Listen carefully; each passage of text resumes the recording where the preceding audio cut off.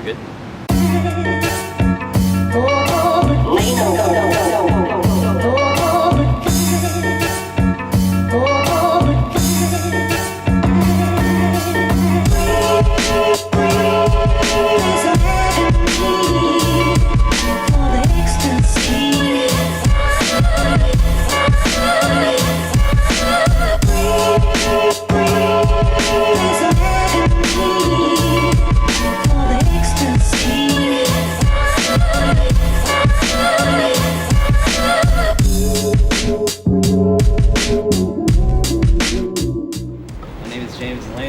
I go by LaynoProd, LaynoProd. I'm a Filipino-American producer, rapper, audio engineer.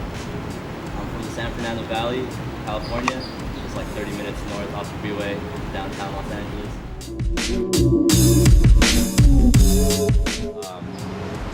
So in high school, 2011, right? So just got off middle school. I already have a rep for doing like graffiti art. I make these rap videos, freestyling with my cousin for fun. And then I come across this program, just looking again on YouTube. Again, I think YouTube was my mentor. Like, I learned about hip hop culture there. I learned about graffiti culture there. I learned how to rap there. I learned how to make beats there. And how I learned how to make beats on YouTube, I found out about this program called Fruity Loops, or FL Studio.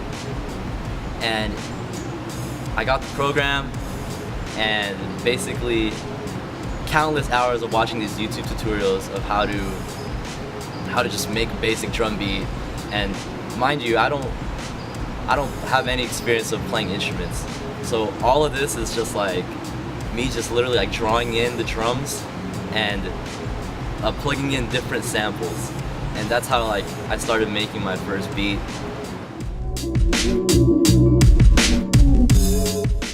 I don't really know how to play instruments, but this is what started it all. Not this laptop specifically, but I basically just started with my laptop, right?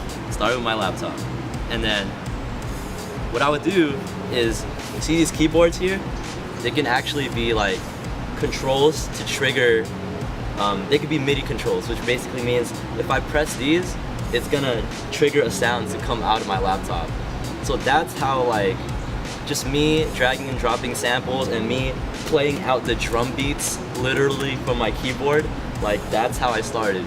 And then, you know, when I got money from like birthdays and like Christmas, I would save up and I would get what are called MIDI controllers, which are, again, these like tools, like you have like a small piano and there's no sounds inside of it, but when you play it, it sends a signal to the computer where the sounds are coming from, and it kind of triggers it to happen there. So this is what really changed the game. Almost every hip-hop producer, even EDM producers, use this type of MIDI controller where it just has like 16 drum pads, right? Right now, this is the machine. I recently got this because a good friend of mine, he just gave it to me as a gift because he realized, you know, he didn't really need it, and he knew me as a producer and how I really wanted this, so he just gave it as a gift. But anyways, I didn't start with this one exactly, but I started something similar with this, with 16 pads. Again, this is just a controller, but how this type of controller, this MIDI controller, was very influential in my type of production is, for example, I'll throw in a sample from a song, say it's like a piano riff, right? We'll play for like 8 bars. I would chop those individual parts to my own liking and drag them and map them to each one of these pads. And the art of this way of chopping samples is I can play the pads in like whatever order I want, and it's like basically creating a new melody. So I have the melody of the sample, the drums, the bass, and then from there I add like extra stuff, synthesizers, pianos, other bits of samples, and I try to keep my productions really simple. You know, recently I started this challenge I try to do, which means like I try to challenge myself by not having more than 10 tracks on my mixer, and maybe at most 15. But I remember one producer I look up to, he said you gotta kind of treat your hip-hop beat like it's a band. You know, usually in a band there's what, like, I don't know, 4 or 5 members.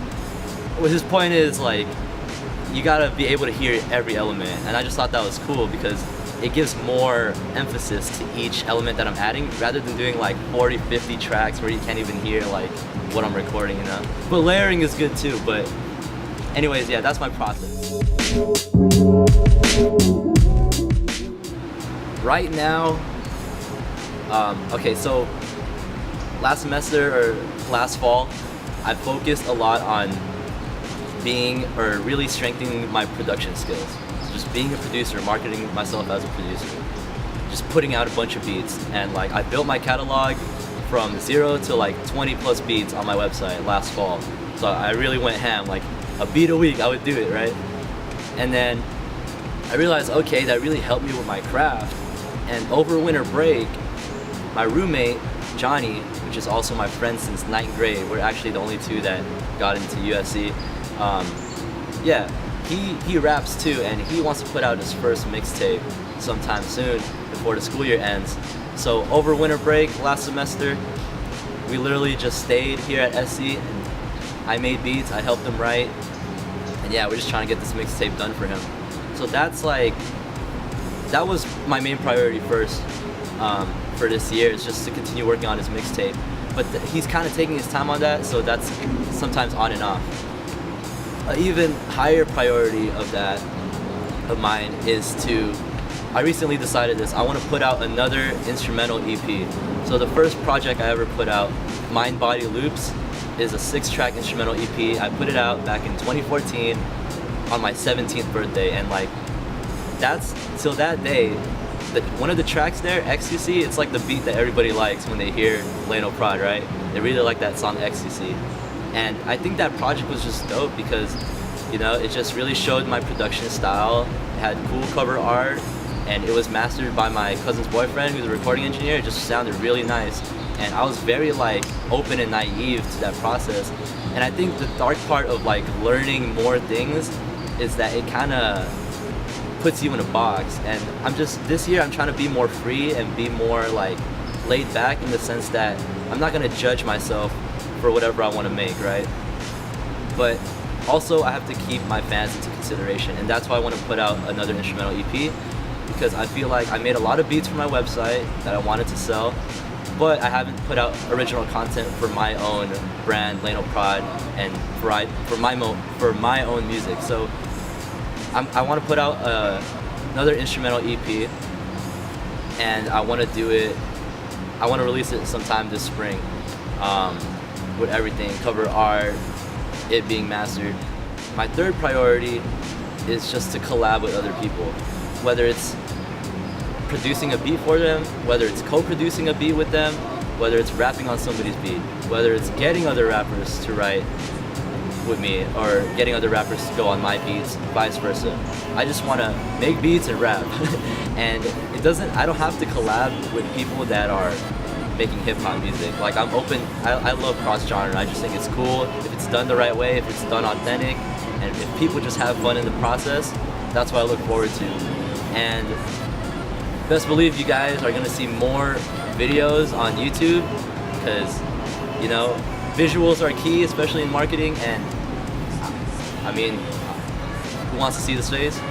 No, I'm just playing. I'm not that cocky. But anyways, yeah, you'll see more of me and like my process of like what I'm working on right now as a sophomore at USC, studying music industry, minoring in music recording, and I have a part-time job on campus, and I have to do all these tests and all that. But at the end of the day, always make time for music. That's what keeps me sane. That's what gives me joy.